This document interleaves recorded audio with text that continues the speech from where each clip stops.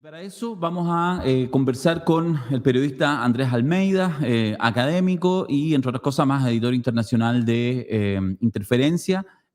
Antes de pedirle a Alejandra que pueda conversar con él, solo decir que hace un tiempo atrás nos tocó compartir en un seminario internacional sobre justamente la guerra ruso-ucraniana, a propósito de tema, y él hizo una exposición muy, muy bien hecha porque hace un trabajo muy metódico, semana a semana, de análisis. Así que me parece que es un muy buen entrevistado, Alejandra, para que usted converse con el amigo Andrés Almeida.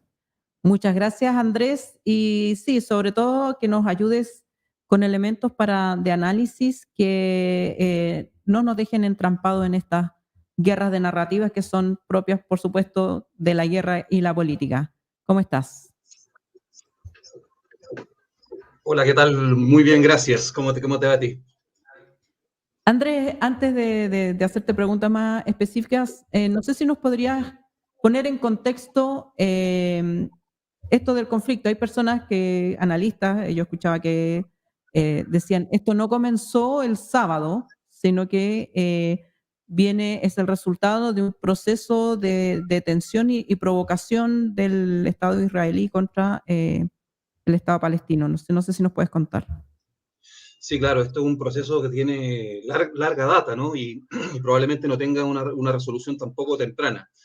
Es un conflicto que parte exactamente en 1948 con la primera guerra árabe-israelí, es decir, estamos hablando de los sucesos inmediatamente posteriores a la Segunda Guerra Mundial, en el proceso de descolonización.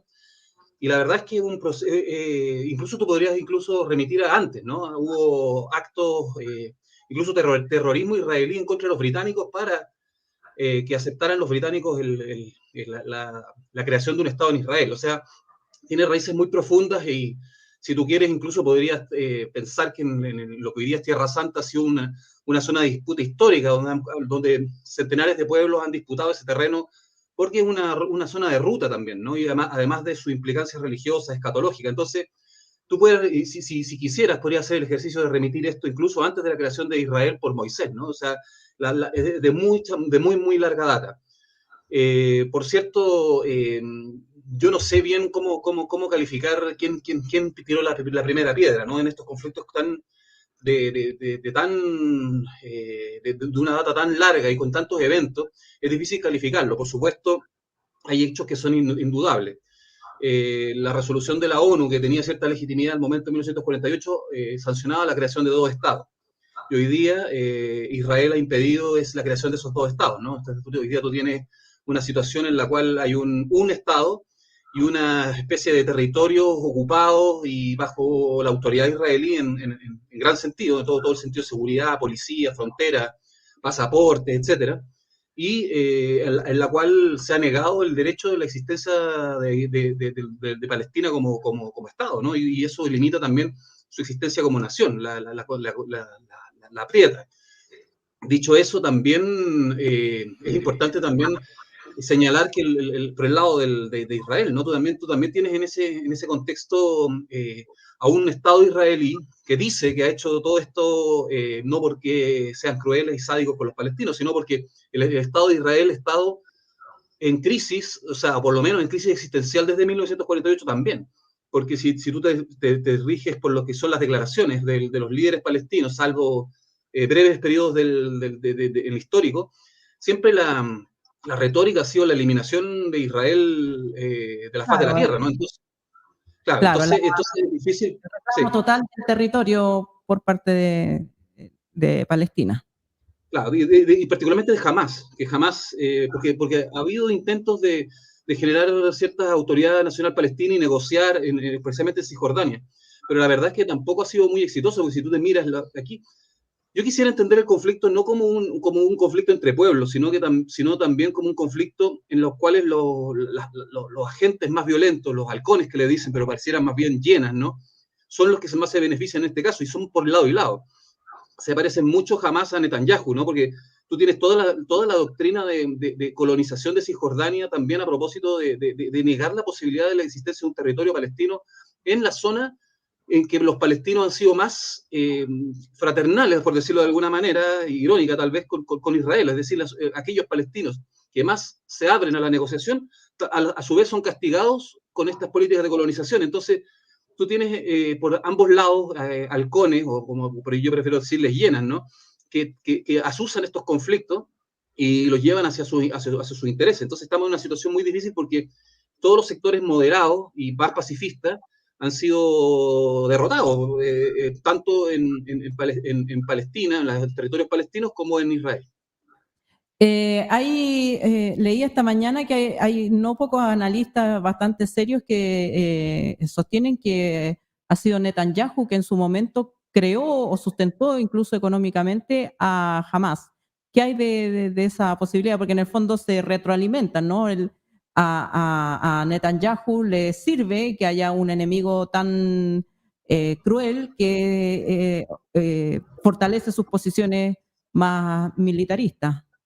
Sí, son declaraciones que salieron en el diario Haaretz en Israel, el diario más antiguo sí, es algo concreto la declaración. ¿Qué significa ese apoyo? Puede significar algo político, puede significar dejar hacer. No tiene todavía de momento un contenido concreto. Yo dudo que haya habido contacto entre Hamas y Netanyahu, más que esta connivencia, más que el acuerdo tácito, ¿no? de que ambos grupos se benefician en sus propios territorios de esa retórica belicista. Habría que ver, ¿no? Estos conflictos son terribles, porque también la información es muy escasa, se suprime rápidamente, la primera baja en una guerra es la verdad, dice el viejo adagio, ¿no? Entonces es difícil decir si es que hubiera algo por el estilo. Ahora, yo creo que es mi impresión, no puedo decir la ciencia cierta, pero yo tengo la impresión de que Netanyahu, el Mossad, la CIA, Biden, fueron pillados, digamos, desnudos en esto. Yo tengo la impresión de que no lo vinieron venir, a pesar de que hay antecedentes que dice que la inteligencia, lo dice el Times de Israel, ¿no? que la inteligencia israelí sabía y que los egipcios le habían dicho. Es muy difícil que no supieran, además, cuando esa es la zona más cibervigilada del mundo, ¿no? O sea, y además están llenos de infiltrados y todo. Ahora, hay otras versiones que también dicen que toda esta preparación se hizo a la antigua, ¿no? O sea, sin usar un celular. O sea, todo se preparó, digamos, usando radio, túneles y todo a la antigua, y que por eso tuvo este éxito, porque los israelíes confiaron demasiado en su muro, que es un muro muy bien defendido, y además que es un muro que va hacia abajo, o sea, para evitar los túneles, va varios metros hacia abajo, y confiaron en la cibervigilancia, pero la verdad es que a las fuerzas del Mossad les es difícil penetrar Gaza, porque han creado se habla de un campo de concentración. Puede ser, ahora yo tengo una duda nomás con respecto de esa metáfora, que quién serían los carceleros, ¿no? Porque tú tienes, por supuesto, gente que protege, digamos, los límites del campo afuera, pero adentro los carceleros bien podrían ser Hamas. Ojo, que también se ha hablado mucho de la crueldad de Hamas con los israelíes, pero no nos olvidemos que estos grupos son sumamente violentos, además con quienes se oponen en sus propios países y en sus propios territorios, partiendo por las mujeres, ¿no? Porque son sumamente misóginos también. Claro, el integrismo religioso también requiere como estas purgas para mantener a la fuerza. Ahora, en esta penetración exitosa que logra Hamas de la frontera con Israel y esta tesis de que Israel está debilitado políticamente por sus conflictos internos, de todas maneras me imagino que por moderado que sea el palestino que está ahí, lo ve, me imagino, como con un acto de liberación, de por fin alguien logra penetrar esa barrera, ¿o no? ¿O fortalece la posición de Hamas que lo hayan logrado? Por supuesto, porque esto es lo terrible, ¿no? Porque si tú tienes, la contraparte es Cisjordania, si tú miras siempre lo que está pasando en Cisjordania y ves cómo humillan día a día a los palestinos, van a Al-Aqsa, acuérdate que la operación se llama inundación de Al-Aqsa, que es la gran mezquita que queda en Jerusalén. Ahí, la contracara es ser como Cisjordania, que tampoco es ningún modelo. Entonces es un acto por parte del pueblo palestino también de desesperación, ¿no? O sea, si no significa someterse a la voluntad, o sea, asumir la condición de carencia completa de libertad, ¿no? Y de no tener un rol histórico ni una personalidad nacional, o sea, es algo que es imposible especialmente para los jóvenes palestinos asumir. Es lo que hay, además jamás es lo que está a mano, Y es lo que ha tenido cierto éxito también a propósito, y eso es bien importante. Hamas no está solo, ¿no? O sea, Hamas ha tenido el apoyo de Hezbollah en el Líbano y de Irán, que ha hecho también un trabajo bastante grande de recuperación de ese país, que lo ha transformado en una potencia regional, no solamente en el entorno de su frontera, sino que incluso llega hasta Israel. O sea, acá tenemos también, a mi juicio, te diría, si lo quieres ver de otra manera, en términos ya más macro, más geoestratégicos, más globales, yo creo que el minuto cero de este momento es cuando Estados Unidos se retira humillantemente de Afganistán. Porque ahí es donde se dan cuenta que empieza una cierta decadencia de Estados Unidos.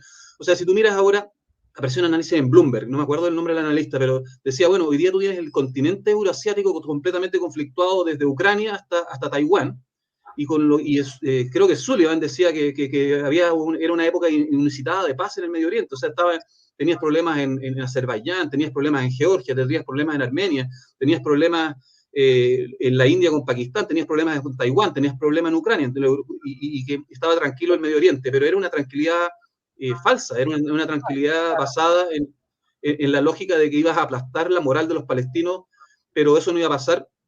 Uno, porque han demostrado voluntad de sobrevivencia, y dos, porque tienes a Irán también proveyendo de recursos. O sea, lo de Hamas no es casual, no solamente la retórica, sino que también son los recursos. Claro, tampoco salieron del aire los 5.000 cohetes o los 2.000, según quien sea que cuente, pero igual serán anticuados, pero son de todas maneras 5.000 cohetes. ¿Cómo ves? Afganistán o Ucrania, dicen por ahí, ¿no? Que salieron de Afganistán o Ucrania. ¿Sí? Pues claro. ¿Cómo ves el temor que hoy día también planteaban analistas de que esto escale, que se meta Siria, que se metan otros países y genere, digamos, ya una crisis donde, por supuesto, las grandes potencias van a tener que tomar partido más involucrados que solamente verbal, me imagino? Sí, es difícil predecir, no creo que uno esté en condiciones de predecir, pero uno podría plantear cierto escenario. Yo creo que el primer escenario es que, pese al discurso belicista y violador de los derechos humanos, hay que decirlo, ¿no? De Israel, de decir que va a barrer que va a transformar Gaza en un infierno, ya el hecho de cortar los servicios básicos, o sea, de atacar a la población civil con esa brutalidad. Pese a esas declaraciones, yo creo que hay sectores en Israel que entienden que eso es leña al fuego. Y en un incendio que ellos no han empezado y que un incendio que no saben por dónde va. Entonces yo creo que hoy día, si yo fuera israelí, estaría preocupado. Está bien, Israel tiene una fuerza militar capaz de enfrentar 3 países distintos, o sea, tiene el apoyo de Estados Unidos, ya un transbordador va a estar en las costas israelíes principalmente para vigilar el aire y ver que los iraníes no ataquen desde el aire o sea, los iraníes no ataquen a los israelíes, pero creo que si hacen algo demasiado brutal, van a despertar los 1000 demonios del mundo árabe. O sea, porque si tú sumas eso a la voluntad de guerra de Irán, eventual, no digo que sea, a la de Hezbollah en el Líbano, y a cientos de miles de personas reclamando y desestabilizando los gobiernos de Jordania, de Egipto, de Siria, bueno, Siria es un caso aparte, porque está en guerra, pero de los países árabes que rondan a Israel, tienen una situación potencialmente de riesgo vital del Estado de Israel. Entonces, yo creo que alimentar esos demonios no lo veo como que, no veo que sea algo, digamos, demasiado inteligente de hacer en este momento, a pesar de la retórica. Ahora, si es que va a haber lo más probable, ¿no? Un ingreso de tropas israelíes a Gaza, porque algo tienen que hacer. Si eso se transforma en una carnicería por lado y lado, y a escala, digamos, eso sí puede ya transformarse en escenas grotescas de muertes de civiles y además si es que les va bien a los palestinos y masacran tropas israelíes, eso puede, digamos, solidantar a Hezbollah y a Irán eventualmente en una acción bélica, y también hay que tener mucho cuidado con lo que pasa a nivel de la opinión pública árabe, que si es que esto empieza a calentar los ánimos, imagínate tú cientos de miles de personas en el Cairo, en Jordania, presionando por algo más, ¿no? Porque la causa palestina es una cosa muy, muy relevante de nivel de la identidad de los árabes. Claro, ahí, digamos, las posiciones moderadas perderían posiciones, porque en la causa, más allá de los métodos, en la causa están todos de acuerdo. Sí, claro, sí, están todos de acuerdo, pero ojo que una de las razones que se dice, porque no está probada la implicancia iraní, yo creo que es bien obvia, pero qué tan directa es no lo sé. Pero una de las motivaciones que hay para hacer esto por parte de este ajedrez estratégico es los acercamientos que ha habido entre Arabia Saudí y Israel. O sea, ya había habido acercamientos de Israel con Marruecos, con Bahrein, bueno, puede que me equivoque, uno de estos países de la península arábica, con varios de ellos, el Emiratos Árabes Unidos, Bahrein, bueno, me puedo estar equivocando de Bahrein o Qatar, pero ha habido un acercamiento diplomático importante en el que incluía a Arabia Saudí. Eso era garantizarle, sellar la paz para Israel varios años. Y con esto eso quedó totalmente descartado porque o sea, todos estos son regímenes bastante autoritarios, pero la opinión pública pesa.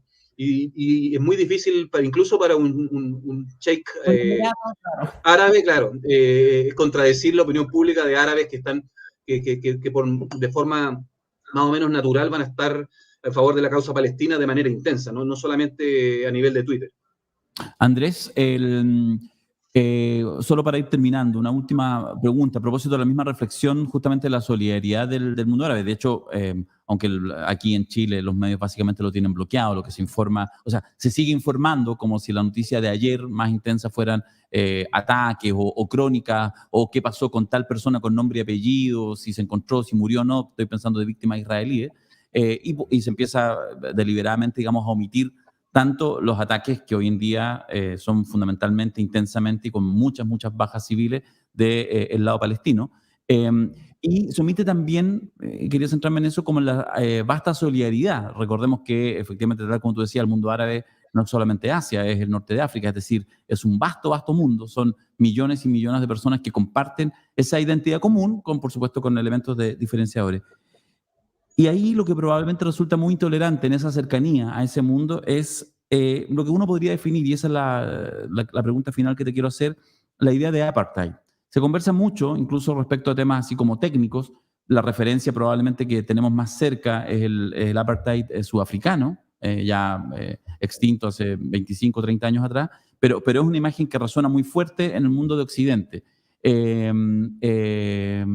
¿Tú qué elementos, así con los elementos que tienes, podrías, digamos, decir si se configura las condiciones de un apartheid, lo que vive permanentemente la población palestina en Gaza y en menor medida en Cisjordania?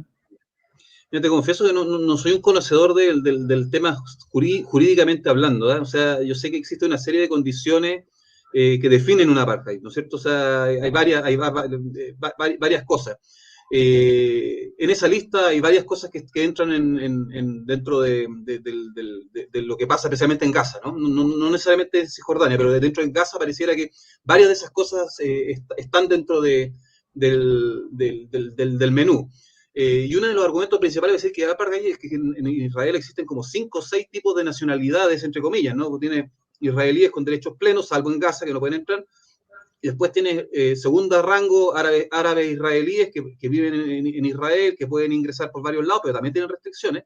Después tienes gente en Cisjordania, pero en Cisjordania tienes como 3 categorías de cisjordanos, los que viven en Jerusalén, los que viven en otras zonas, los que viven cerca de los colonos, que también tienen una serie de restricciones. Y finalmente tienes el último tren del vagón, que es Gaza, que donde prácticamente están conculcados varios de los derechos humanos. O sea, ahora, no sé si apartheid o no apartheid, no me atrevo a ser tan categórico, pero lo que sí es seguro es que la situación en Gaza es una situación de violación a los derechos humanos constante, cotidiana, condenada por la ONU de manera también cotidiana, aunque no había, como tú bien dices, ninguna reacción por parte de Occidente especialmente, ¿no? Pero Occidente también yo creo que ha renunciado a entender, ¿no? Porque como con toda esta lógica de soliviantar los ánimos para producir banderas de Israel, qué sé yo, en la Puerta de Brandenburgo, en la Torre Eiffel, todo eso como para poder manipular digamos, la opinión pública de los europeos, han renunciado también a entender. Ahora, ojo, que también hay un montón de de opinión pública en Europa que está con los palestinos. Partamos por las decenas de millones de árabes y musulmanes que viven en Europa. Hay manifestaciones en París, ha habido manifestaciones, van a haber manifestaciones. O sea, ese malestar que yo te digo del mundo árabe no solamente se va a dar en Trípoli, El Cairo y Rabat, se va a dar en Madrid, en París, en Barcelona y en Berlín. O sea, y eso es un problema también para los europeos. Incluso en Estados Unidos el apoyo a la causa palestina ha ido creciendo. El gobierno demócrata de Joe Biden no tiene las filas tan unidas pro-israelí como tuvieron otros gobiernos en el pasado. Claro, como fue tradicionalmente. Sí. Andrés, Sí. muchas gracias por estar acá con nosotros. Muy esclarecedor el comentario que nos has traído en esta mañana acá en 32 minutos. Muchas gracias. Gracias, que les vaya muy bien, mucha suerte. Vale. Gracias.